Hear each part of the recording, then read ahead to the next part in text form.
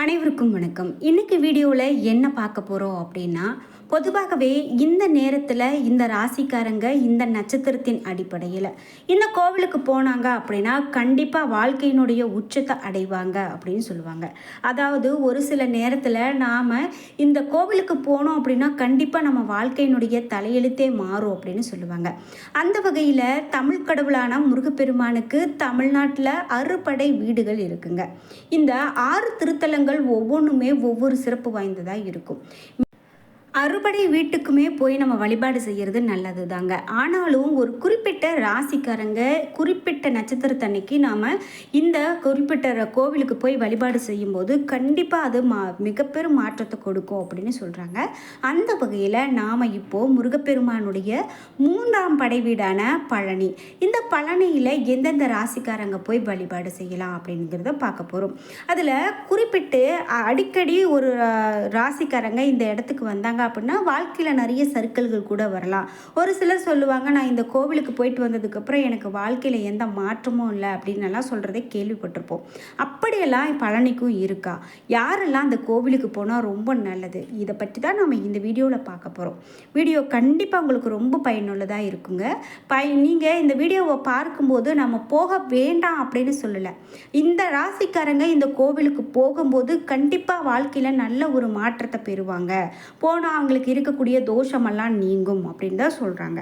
அதை பற்றி தான் நம்ம தெளிவாக தெரிஞ்சுக்க போகிறோம். இந்த வீடியோவை பார்த்துட்டு இருக்கும்போதே பழனி தண்டாயுதபாணிக்கு அரோகரா என்ற வாசகத்தை கமெண்ட் பாக்ஸில் மறக்காமல் பதிவிட்டுருங்க. நீங்கள் இன்னும் உற்சாகம் டிவி சேனலை சப்ஸ்கிரைப் பண்ணாமல் இருந்தால் சப்ஸ்கிரைப் பண்ணிக்கோங்க. கூடவே இருக்க பெல்லைக்கான மறக்காமல் கிளிக் பண்ணிடுங்க. 12 ராசியில் நீங்கள் என்ன ராசிக்காரங்க என்பதை மறக்காமல் கீழே கமெண்ட் பாக்ஸில் பதிவிட்டுருங்க. இது மட்டும் இல்லாமல் 6 படை வீடுகளில் நான் இன்னும் இந்த படை வீட்டுக்கு போனதே இல்லை அப்படின்னு வருத்தப்படுறீங்களா? அது எந்த படை வீடு அப்படிங்கிறத கமெண்ட் பாக்ஸில் சொல்லுங்கள். அதே போல் கண்டிப்பாக உங்களை முருகன் அழைப்பார். சரி, நாம் இப்போது அடுத்தது வீடியோக்குள்ளே போகலாம். உங்களுக்கு ஜோதிட ரீதியாக நிறைய சந்தேகங்கள் இருக்குது, அதே போல் வாழ்க்கையில் நிறைய பிரச்சனைகளையும் தடைகளையும் தாண்டி வந்துக்கிட்டே இருக்கேன், எனக்கு நல்ல ஒரு தீர்வு சொல்லுங்கள் அப்படின்னு சொல்கிறீங்களா? இந்த வீடியோக்கு கீழே டிஸ்கிரிப்ஷனில் வராகி அம்மன் ஜோதிட நிலையத்தின் தொலைபேசி எண் கொடுத்துருக்கேன். அந்த எண்ணுக்கு தொடர்பு கொண்டு பேசி பாருங்கள். கண்டிப்பாக உங்கள் வாழ்க்கையில் இருக்கக்கூடிய எல்லா பிரச்சனைகளுக்கும் சரியான தீர்வு கிடைக்கும். அறிவியலுடைய அபரிவிதமான வளர்ச்சிக்கு பிறகும் இந்த ஜோதிடம் அப்படின்னு பார்க்கும்போது நிறைய பேர் ரொம்ப நம்பி பார்க்கக்கூடியதாக இருக்குது அப்படின்னு சொல்லலாம். அதில் நிறைய நன்மைகளும் நிறைய பேர் பெறுகிறாங்க. அந்த வகையில் நாம் இந்த அடிப்படையில் பார்க்கும்போது ஜோதிடத்தில் என்ன சொல்கிறாங்க அப்படின்னா, இந்த கிரகங்களுடைய இடமாற்றத்தால் பலவிதமான வாழ்வியல் மாற்றங்களும் ஏற்படுறதாகவும் சொல்கிறாங்க. இப்படி கிரகங்களால் பிரச்சனைகள் உண்டாகும்போது அதை சரி செய்ய நாம் பரிகாரங்கள் செய்தோம் அப்படின்னா நல்லது. அந்த வழியாக கிரகத்தினுடைய ஆதிக்கத்தை பொறுத்து நமக்கு வாழ்க்கையில் நன்மைகள் நடக்கும். ஒவ்வொரு ராசிக்காரர்களுக்கும் அவர்களுடைய ராசி மற்றும் நட்சத்திரத்தின் அடிப்படையில் பரிகாரங்கள் செய்ய சில கோவில்கள் சொல்லப்பட்டிருக்கு. குறிப்பாக ஒவ்வொரு தெய்வங்களுடைய சன்னிதானத்திற்கும் நம்ம செல்லும்போது அவர்களுடைய கிரக நிலைகள் மாறி அவர்களுக்கு நிம்மதியான வாழ்வு கிடைக்கும் அப்படின்னு சொல்லுவாங்க. பல கிரகங்களுடைய பார்வையை பார்த்திங்கன்னா சரி செய்யும் சக்தி கடவுளுக்கு மட்டுமே இருக்கிறதாகவும் சொல்கிறாங்க.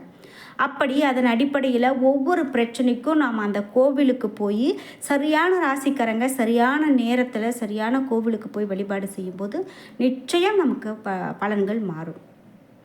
மேலும் 12 ராசிக்காரங்களும் அறுபடை வீட்டில் எந்த கோவிலுக்கு போனால் நன்மை அப்படின்னு பார்க்கும்போது ராசியில் மூத்த ராசியான மேஷ ராசிக்காரங்க எதிலுமே முதன்மையானவர்களாக இருப்பாங்க. இவர்கள் அவர்களுடைய வாழ்வை தாங்களாகவே மாற்றி அமைத்து கொள்ளக்கூடிய வல்லமையை பெற்றவங்களாகவும் இருப்பாங்க. குறிப்பாக எந்தவித கடினமான சூழ்நிலையும் சமாளிக்கக்கூடிய திறன் கொண்டவங்களாக இருப்பாங்க. அத்தகைய மேஷராசிக்காரர்கள் அறுபடை வீட்டில் பால தண்டாயுதபாணியாக இருக்கக்கூடிய பழனி மலைக்கு செல்ல வேண்டும். செவ்வாய் ஆதிக்கம் பெற்ற விருச்சகம் ராசிக்காரர்களான அவர்கள் பால தண்டாயுதபாணியாக இருக்கக்கூடிய பழனி மலைக்கு செல்வது ரொம்ப ரொம்ப சிறப்புங்க. திரு ஆவினன்குடி அப்படின்னு சொல்லக்கூடிய செவ்வாயின் திருத்தலமாக பழனி இருக்குது. ஞாயிறு மற்றும் செவ்வாய்க்கிழமைகளில் பழனி சென்று வர நம்ம வீட்டில் இருக்கக்கூடிய அனைத்துமே நன்மையாக நடக்கும், பிரச்சனைகள் இல்லாமல் இருக்கும் அப்படின்னு சொல்லுவாங்க. சரி, ரிஷபம் மற்றும் துலாம் ராசி இந்த 2 ராசிக்காரர்களும் சுக்கிரனுடைய ஆதிக்கம் கொண்ட ராசி. அதனால் சுக்கிரனுடைய ஆதிக்கம் கொண்ட ரிஷபம் மற்றும் துலாம் ராசிக்காரங்க திருத்தணி முருகன் கோவிலுக்கு செல்வது ரொம்ப நல்லது. இதுவே வள்ளி முருகனை திருமண கோலத்தில் அதாவது மணந்த திருத்தலம் அப்படின்னு சொல்லுவாங்க. அதே போல் செல்வம் லட்சணம் பொருந்திய வள்ளியை வணங்கி நம்ம வரும்போது கண்டிப்பாக நம்ம குடும்பத்தில் செல்வ வளம் பெருகும். இது குடும்பத்தை வளமாக்கும் அப்படின்னு சொல்லுவாங்க. அது மட்டும் இல்லாமல் முக்கியமாக மேஷராசிக்காரர்கள் மற்றும் விருச்சிக ராசிக்காரர்கள் பழனிக்கு சென்று வந்தால் மிகப்பெரிய அளவில் அதிர்ஷ்டத்தை பெறுவாங்க. மேஷராசி பரணி நட்சத்திரக்காரர்கள் பழனிக்கு செல்வது நிச்சயமாக நன்மையை தரக்கூடியது. செவ்வாய் தோஷம் இருக்குது அப்படின்னு நினைக்கிறீங்களா? கண்டிப்பாக செவ்வாய் தோஷம் உடையவங்க செவ்வாய் அன்னைக்கு போகரை வழிபட செவ்வாய் தோஷம் நீங்கும் அப்படின்னு சொல்லப்படுது. இது மட்டும் இல்லாமல் பொதுவாகவே மேஷராசி மற்றும் மேஷ லக்னக்காரர்கள் பழனியில் வீற்றிருக்கக்கூடிய பால தண்டாயுதபாணியை தரிசிருக்குது எதிரிகளுடைய தொல்லை நீங்கக்கூடியதாக இருக்கும் அப்படின்னு சொல்லுவாங்க. அதே போல் இவர்கள் ஒரு தொழிலை தொடங்குறாங்க அப்படின்னா அந்த தொழில் வளம் ரொம்ப சிறப்பாக இருக்குமா. மேஷராசிக்காரங்க நீங்கள் ஒரு தொழிலை தொடங்குறீங்க அப்படின்னா பழனிக்கு போய் பழனி முருகனை பார்த்து வழிபட்டுட்டு வாங்க. அப்படி வரும்போது நீங்கள் தொழிலை ஆரம்பிங்க. கண்டிப்பாக அது உங்களுக்கு நல்ல ஒரு மாற்றத்தையும் பலனையும் கொடுக்கும். கோடீஸ்வரர் ஆகக்கூடிய வாய்ப்பினை ஏற்படுத்தும். வழிகளை நல்லபடியாக அமைத்து கொடுக்கும். இதனால தான் மேஷராசிக்காரங்க இப்படி போகும்போது கண்டிப்பாக அவங்களுக்கு நல்ல பலன் உண்டு அப்படின்னு சொல்லுவாங்க. அடுத்ததாக மிதுன ராசிக்காரங்க உங்களுடைய வாழ்க்கையில் பொதுவாக அதிர்ஷ்டம் வர்றது கிடையாது. மிகவும் அரிதான அதிர்ஷ்டம் வருது. மிதுன ராசிக்காரங்க அடிக்கடி தங்களுடைய வாயில் இருந்து வரக்கூடிய கடும் சொற்களால் பலரையும் காயப்படுத்திக்கிட்டே இருப்பாங்களாம். அது அப்புறமா அவங்க வருத்தப்படுவாங்க. நாம் ஏன் இப்படி பேசணும் அப்படிங்கிறத அப்புறமா வருத்தப்படுவாங்க. அத்தகையவங்க பழனி தண்டாயுதபாணியை வழிபட்டு வந்தாங்க அப்படின்னா நாக்கு வன்மை அதிகரிக்கும். இதனால் தொழில் வளம் பெருகும், பண வரவு அதிகரிக்கும் அப்படின்னு சொல்கிறதால மிதுன ராசிக்காரங்க பழனிக்கு போயிட்டு வந்தாங்க அப்படின்னா இன்னும் ரொம்ப நல்லது. பழனி தண்டாயுதபாணியை பார்த்து வழிபட்டுட்டு வாங்க. பண வரவு அதிகரித்து நீங்கள் நினைக்கக்கூடிய வாழ்க்கையை உங்களால் அடைய முடியும். அதே போல் நம்ம முன்பு பார்த்தது போல் விருச்சிக ராசிக்காரங்க அதிகமாக கோபப்படக்கூடிய தன்மை கொண்டவங்களாக இருப்பாங்க. இப்படி கோபப்பட்டு பேசக்கூடிய தன்மை கொண்ட விருச்சிக ராசிக்காரர்கள் செவ்வாயினுடைய கதிர்வீச்சு அதிகம் இருக்கக்கூடிய பழனிக்கு போகிறது ரொம்ப நல்லது. அப்படி பழனிக்கு போகும்போது கண்டிப்பாக போகரையும் பழனி முருகனையும் வழிபட்டு வர சாந்தம் பெறுவாங்க. பிறகு தொடர்ந்து எல்லாமே அவர்களுக்கு சிறப்பாகவே நடக்கும் அப்படின்னு சொல்லப்படுது. நம்ம நினைத்த காரியம் நடக்கும், தொட்டது துளங்கும், தொழில் வளம் கைகூடும், கோடீஸ்வரர் ஆகக்கூடிய ஒரு நிலைமை இருக்கும். இது எல்லாமே கண்டிப்பாக விருச்சிக ராசிக்காரர்கள் பெறுவாங்க.